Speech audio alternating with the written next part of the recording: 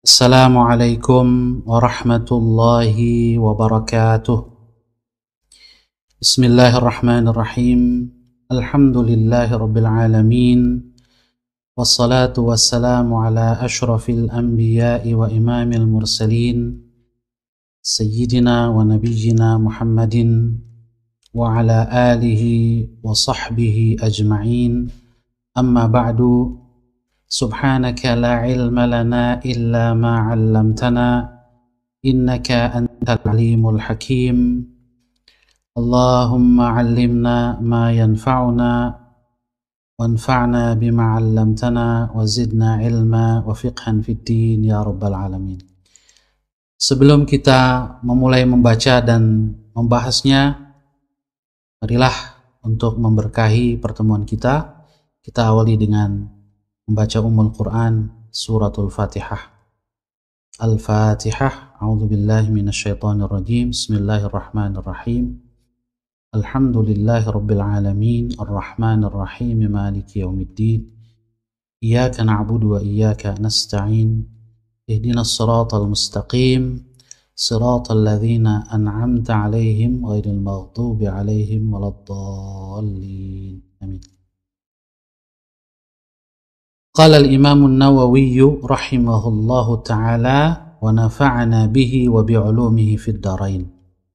Imam an-Nawawi berkata, as-sabi'u, hadis yang ketujuh. An Abi Ya'la Shaddad ibn Aus radhiyallahu anhu, 'anin Nabiy sallallahu alaihi wasallam qala: Al-kayyisu man dana nafsahu wa 'amila lima ba'dal maut, wal 'ajizu man atba'a nafsahu hawaha wa tamanna 'ala Allah. Rawahu at-Tirmidzi wa qala hadithun hasan. Qala at-Tirmidzi wa ghayruhu min al-ulama ma'na dana nafsahu hasabaha. Terjemahannya kurang lebih dari Abu Ya'la, yaitu sahabat Rasul yang bernama Shaddad bin Aus. Shaddad bin Ausin. Abu Ya'la adalah kunyahnya, nama beliau adalah Shaddad bin Aus radhiyallahu anhu, semoga Allah meridai beliau. Anin Nabi sallallahu alaihi wasallam, dari Rasulullah Nabi Muhammad sallallahu alaihi wasallam.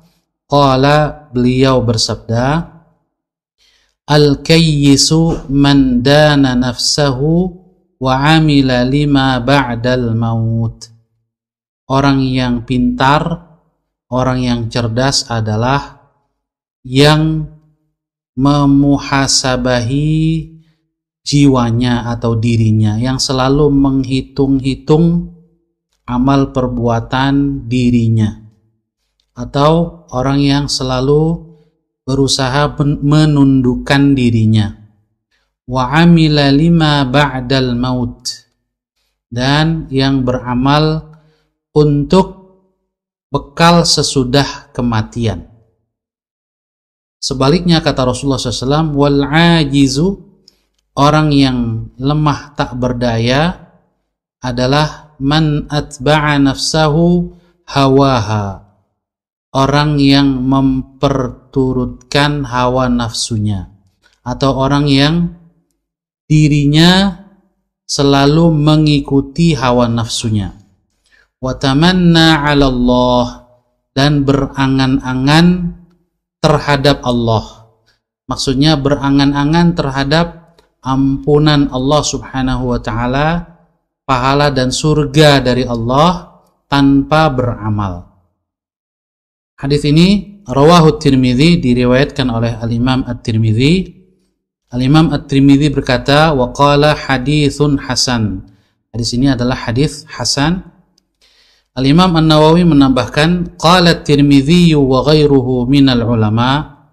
Al-Imam at-Tirmidzi dan yang lainnya, para ulama yang lain berkata, makna dana nafsahu hasabaha. Makna dari dana nafsahu yaitu hasabaha, memuhasabahinya, selalu menghitung-hitungnya.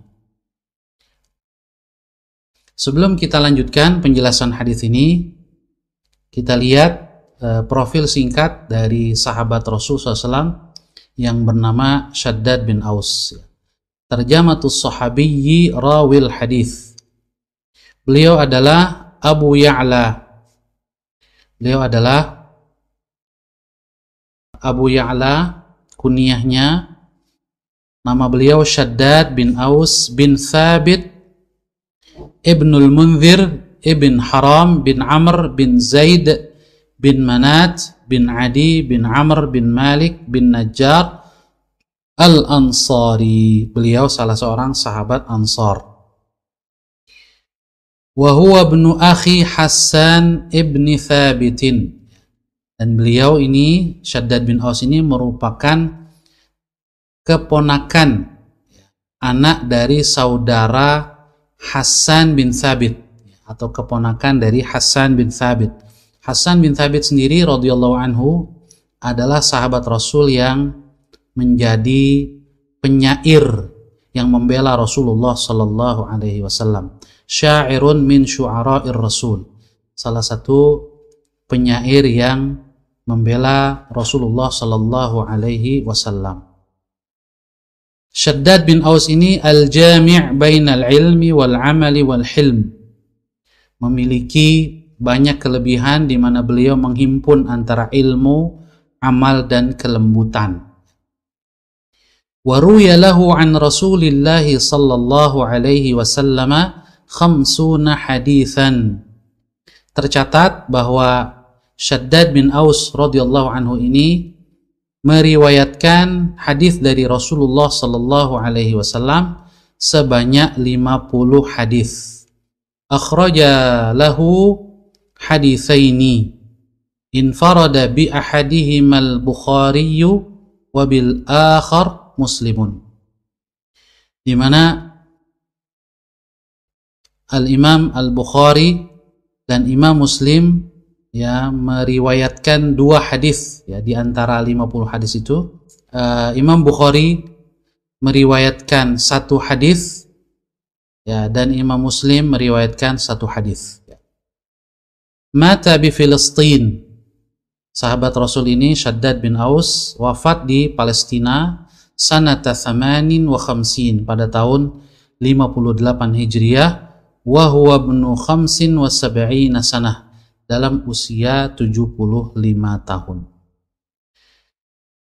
Kaum muslimin muslimat, saudara-saudari yang dirahmati Allah Subhanahu wa taala, selanjutnya kita lihat lughatul hadis, beberapa kata yang disebutkan di dalam hadis tadi. Rasul bersabda al-kayyisu. Al-kayyis bermakna al-aqil. Artinya adalah orang yang berakal, orang yang cerdas. Sebaliknya lawannya adalah al-ajiz, yaitu ad-dha'ifut tariku lima yajibu fi'luhu bit-taswif. Orang yang lemah, yaitu kenapa dia disebut dha'if atau lemah? Karena dia meninggalkan yang harus dia lakukan dengan menunda-nundanya. Jadi hanya mengatakan saya akan lakukan, insya Allah saya akan lakukan, tapi tidak pernah dia lakukan. Di saufa af'al, saya akan lakukan. Makanya disebut dengan taswif, menunda-nunda. Hanya berencana melakukan sesuatu tetapi tidak melakukannya. Ini Rasul menyebutnya adalah al-ajiz. Nah, dalam konteks hadis ini yaitu orang yang mengharapkan rahmat Allah Subhanahu wa taala tetapi tidak mau beramal, atau hanya berjanji-janji untuk beramal, berkeinginan saja untuk beramal tetapi tidak merealisasikannya. Afadal hadis, faedah dari hadis ini, wujubul akhdhi bil hazmi ma'an nafsi wa muhasabatiha. Wajib bagi seorang muslim, setiap muslim, untuk mengambil sikap tegas terhadap dirinya sendiri. Wa muhasabatiha, dan juga untuk selalu memuhasabahinya, memperhitungkan setiap geraknya baik lahir maupun batin. Jadi seorang muslim harus tegas terhadap dirinya sebelum dia berlaku tegas kepada orang lain. Bahkan bisa jadi kepada orang lain ya, dia kadang-kadang memerlukan kelembutan dan kesabaran. Tetapi terhadap dirinya dia harus tegas.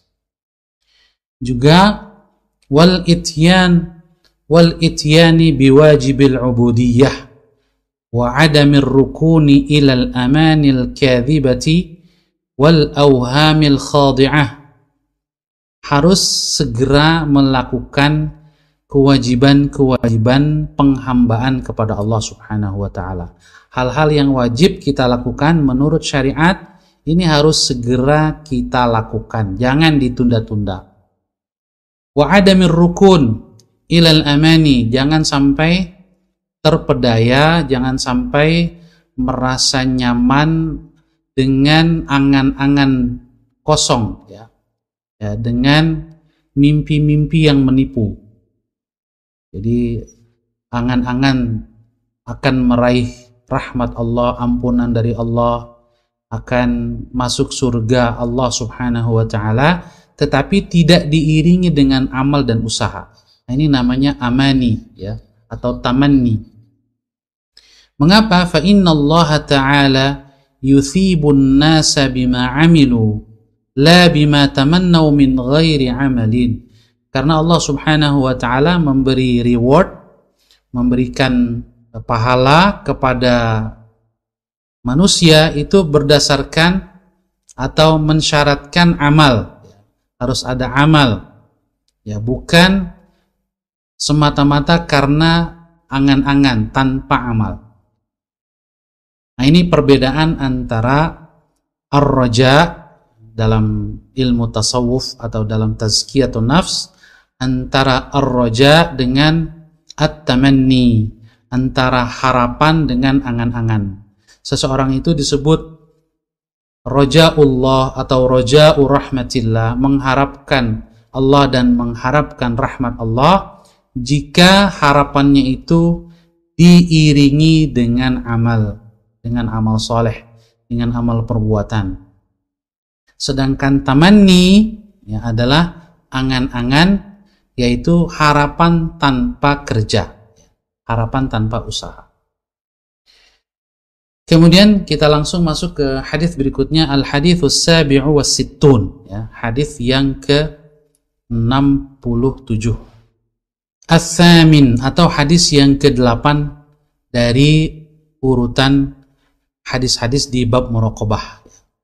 An Abi Hurairah radhiyallahu anhu qala, dari Abu Hurairah semoga Allah meridainya, beliau berkata, qala Rasulullah sallallahu alaihi wasallam, telah bersabda Rasulullah sallallahu alaihi wasallam, min husni islamil mar'i tarkuhu ma la ya'ni. Di antara kebaikan keislaman seseorang adalah ia meninggalkan hal-hal yang tidak berguna baginya. Haditsun hasan, kata Imam Nawawi, ini adalah hadis hasan, rawahu Tirmidzi wa ghairuhu ya, yang diriwayatkan oleh Imam Tirmidzi dan yang lainnya. Kalau kita lihat hadis ini juga oleh Al-Imam An-Nawawi disebutkan dalam kitab beliau Al-Arba'in An-Nawawiyah. Kalau saya tidak salah ini hadis yang ke-12. Beliau mengatakan min husni islamil mar'i, ay min alamati kamalihi wastiqamatihi. Di antara kebaikan keislaman seseorang, maksudnya adalah di antara tanda kesempurnaan iman seseorang atau Islam seseorang dan keistiqomahannya. Jadi hadis ini mengajak kita untuk selalu meningkatkan kesempurnaan Islam kita dan meningkatkan keistiqomahan kita. Bagaimana atau apa salah satu tanda keistiqomahan seseorang? Yaitu tarkuhu ma la ya'ni. Dia meninggalkan ma la yahtajuhu wa la darurata ilaih. Apa-apa yang tidak dia perlukan dan tidak ada kepentingan terhadapnya. Afadal hadis, faedah hadis ini, 'alal insani an yashtaghila bima fihi salahuhu ma'asyan wa ma'adan.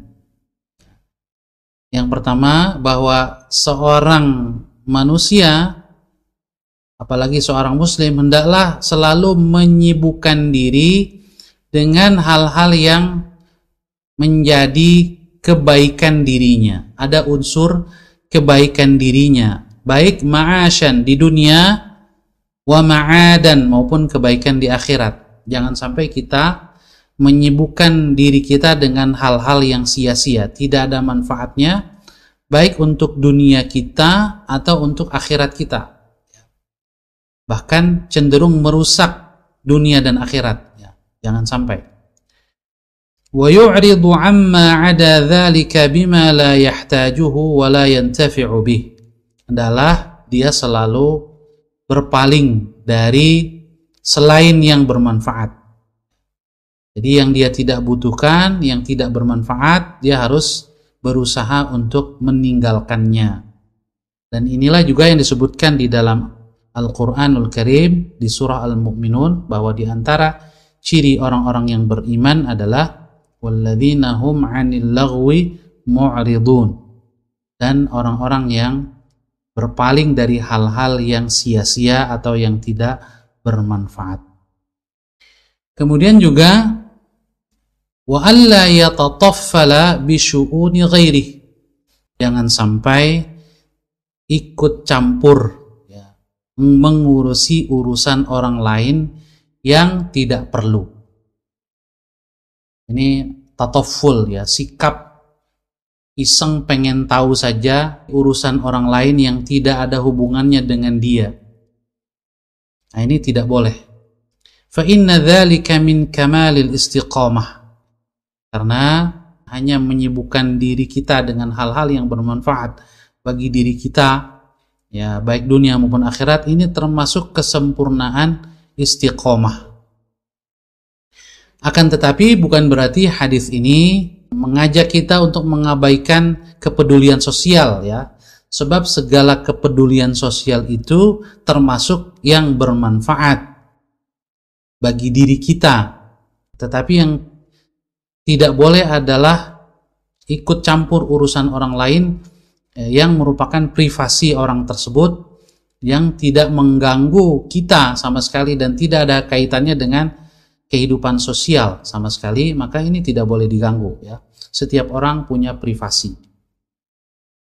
Nah, tentunya kita hanya bisa melakukan sikap seperti ini kalau memiliki muraqabatullah, perasaan selalu diawasi oleh Allah Subhanahu wa ta'ala. Oleh karena itu Al-Imam An-Nawawi memasukkan hadis ini ke dalam bab muraqabah.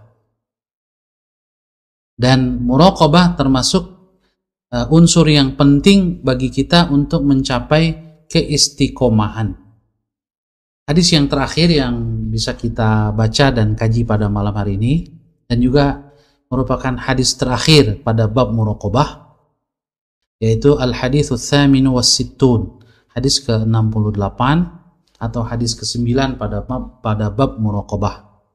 An Umar radhiyallahu anhu 'anil Nabiy sallallahu alaihi wasallam qala la yus'alu ar-rajulu fima daraba imra'atahu, rawahu Abu Dawud wa ghairuh. Dari Umar Ibn al-Khattab radhiyallahu anhu, dari Nabi Muhammad sallallahu alaihi wasallam, beliau bersabda, la yus'alur rajulu, seorang laki-laki atau seorang suami tidak ditanya fima daraba imra'atahu, tentang perbuatan dia memukul istrinya. Ini kita lihat apa maksud hadis ini. Hadis ini diriwayatkan oleh Abu Dawud dan yang lain. Kita lihat lughatul hadis, makna beberapa ungkapan dalam hadis ini. Yang paling penting adalah kata ad-darb, ya, memukul. Jadi di dalam syariat Islam, seorang suami diwajibkan oleh Allah Subhanahu wa Ta'ala untuk menjadi pemimpin rumah tangga dan untuk membimbing keluarganya kepada ridha Allah Subhanahu wa Ta'ala. Nah, istrinya itu menjadi tanggung jawabnya.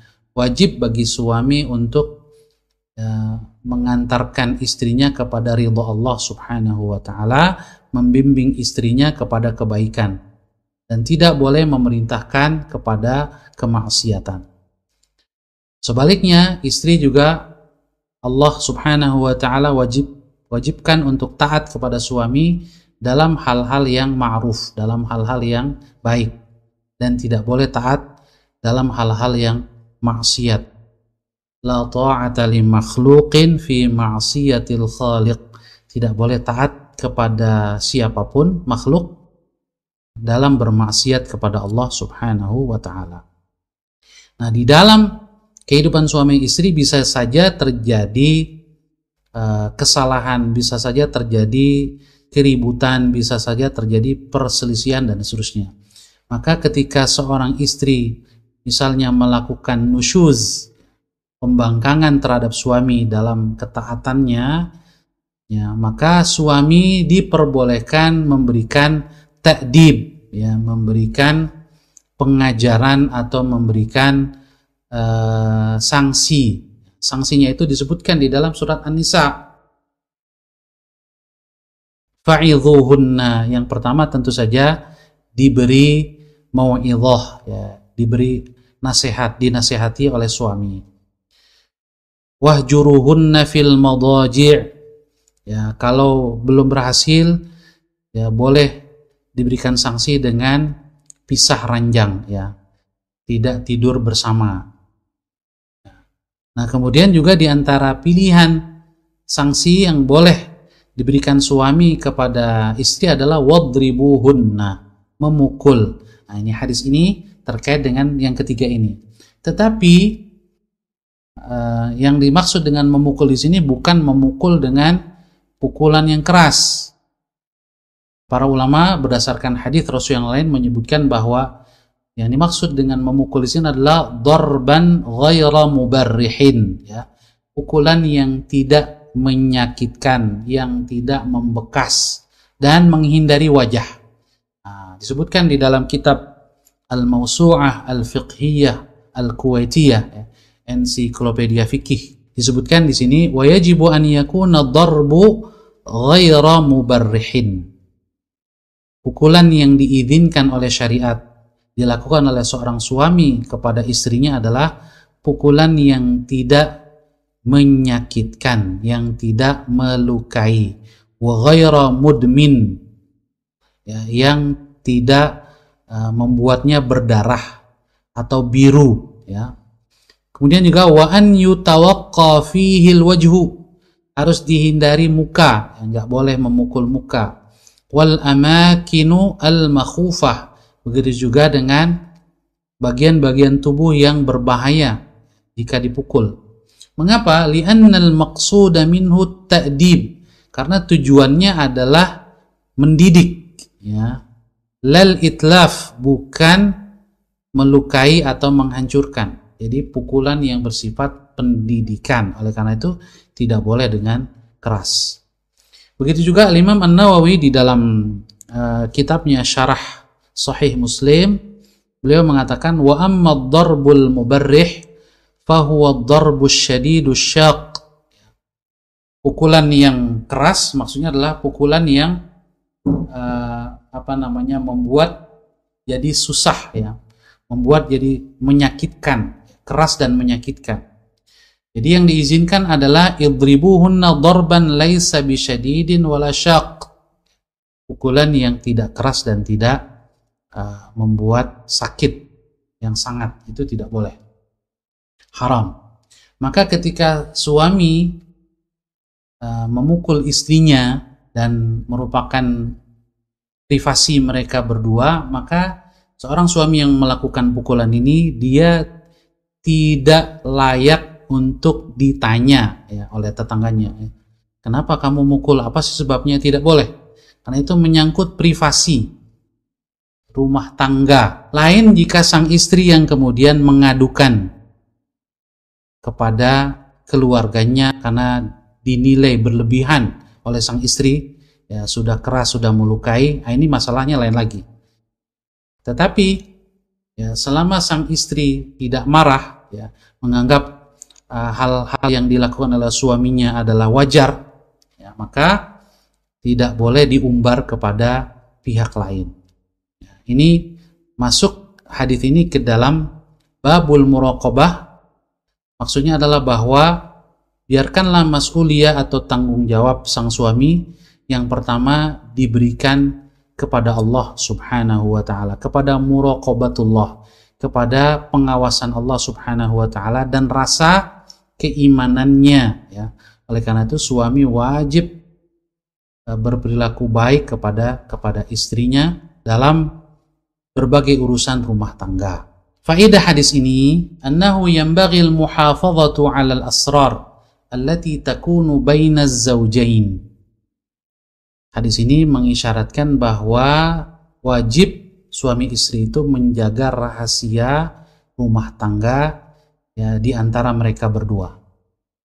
Yang kedua, wala yus'alu ar-rajulu fima daraba imra'atahu li'annahu qad yakunu li asbabin yustahya min dzikriha aw mimma yajibu katmuhu. Seorang suami tidak boleh ditanya ketika dia memukul istrinya, apa sebabnya, ya, detil, ya. Mengapa? Karena bisa jadi disebabkan oleh faktor yang kalau diungkapkan justru itu menjadi malu, ya, memalukan baik suami maupun istri. Bahkan yajibu katmuhu, bisa jadi hal yang wajib, ya, dirahasiakan oleh mereka berdua. Wa yutraku dzalika ila az-zawji wa ila muraqabatihi lillahi ta'ala. Perbuatan itu diserahkan saja kepada sang suami dan kepada muraqabahnya kepada Allah Subhanahu wa ta'ala, keimanannya dan pertanggungjawabannya di hadapan Allah Subhanahu wa ta'ala. Fa innahu ma'murun bi ta'dibi zaujati, karena dia punya hak untuk mendidik istrinya. Tetapi ya, tidak boleh semena-mena ketika terjadi kesewenang-wenangan. Maka lakin idza rufi'at, ya, idza rufi'atil umuru ilal qada, kalau kemudian kasusnya diangkat ke pengadilan di mana sang istri kemudian mengadukan karena dinilai berlebihan oleh sang istri, lalu mengadukan kepada pengadilan, wahtijal amru ila su'ali wal jawab sahha dzalik, dan kemudian pengadilan melakukan investigasi, bertanya, ya, memanggil untuk mendapatkan penjelasan suami, nah ini sah, ya. Tidak termasuk larangan di dalam hadis ini. Liiqamatil haqqi, karena itu bertujuan untuk menegakkan hak, wa islahi dzatil bain, juga dalam rangka memperbaiki hubungan keduanya. Ya, mas kalian dirahmati oleh Allah Subhanahu wa ta'ala. Terakhir, faidatun ukhra, faidah lain yang tidak langsung dengan hadis ini terkait dengan hubungan antara bab muraqabah pada kitab Riyadhus Shalihin dengan bab selanjutnya, yaitu bab takwa. Mengapa setelah bab muraqabah Al-Imam An-Nawawi melanjutkan dengan bab takwa? Ibnu Allan dalam kitabnya Dalilul Falihin mencoba untuk menghubungkannya. Beliau mengatakan, walamma kanat natijatu muraqabatil abdi li maulahu fi sa'iril ahwali wa annahu bimar'a minhu la yakhfa alaihi syai'un min sya'nihi imtithalul awamiri wajtinab nawahi an-nawahi wa dhalika huwa taqwa aqabaha biha. Jadi ketika buah dari muraqabah itu adalah melaksanakan perintah Allah dan menjauhi larangan Allah, ketika seseorang senantiasa menghadirkan di dalam jiwanya muraqabatullah, di dalam hatinya perasaan selalu diawasi oleh Allah Subhanahu wa ta'ala dalam segala situasi, maka pastilah orang tersebut akan melaksanakan perintah Allah dan menjauhi larangannya. Dan inilah takwa. Oleh karena itu, aqabaha biha. Al-Imam An-Nawawi melanjutkan bab setelah muraqabah ini dengan babut taqwa. Demikian jamaah sekalian yang dirahmati oleh Allah, yang bisa kita kaji pada malam hari ini 3 hadis yang merupakan 3 hadis terakhir pada bab muraqabah. Cukup ya pertemuan kita pada malam hari ini dan bermanfaat. Mari kita akhiri dengan doa. Kita awali dengan membaca Ummul Quran, suratul Fatihah. A'udzubillahi minasyaitonirrajim. Bismillahirrahmanirrahim. Alhamdulillahirabbil alamin, arrahmanir rahim, maliki yaumiddin. Iyyaka na'budu wa iyyaka nasta'in. Ihdinas siratal mustaqim. Siratal ladzina an'amta 'alaihim ghairil maghdubi 'alaihim waladdallin. Amin. Bismillahirrahmanirrahim. Alhamdulillahirabbil alamin. Allahumma salli wa sallim wa barik ala 'abdika wa nabiyyika wa rasulika Muhammad wa ala alihi wa sahbihi ajma'in. Allahumma ighfir lana wa liwalidayna warhamhuma kama rabbayana shighara. Allahumma ighfir lil Imam an-Nawawi wa liwalidayhi wa limasyayikhihi wa ahbabihi wal muslimina ajma'in birahmatika ya arhamar rahimin. Allahumma ja'alhu fi 'illiyyin ya rabbal alamin. Allahumma adfa' 'anna al-bala' wal waba' wal fahsya' wal riba waz zina waz zalazil wa su'al fitan ma dhahara minha wa ma batan wa 'an biladina Indonesia hadhihi khassah wa 'an buldanil muslimina 'ammah innaka 'ala kulli syai'in qadir. Rabbana atina fid dunya hasanah wa fil akhirati hasanatan wa qina 'adzaban nar. Wa sallallahu ala sayyidina Muhammadin wa ala alihi wa sahbihi ajma'in. Subhana rabbika rabbil izzati amma yasifun wa salamun 'alal mursalin walhamdulillahi rabbil alamin. Subhanakallahumma bihamdika asyhadu an la ilaha illa anta astaghfiruka wa atubu ilaik. Saya Ahmad Sahal Hasan, mohon maaf atas segala kekurangan dan kesalahan. Saya undur diri. Billahi taufiq wal hidayah. Wassalamualaikum warahmatullahi wabarakatuh.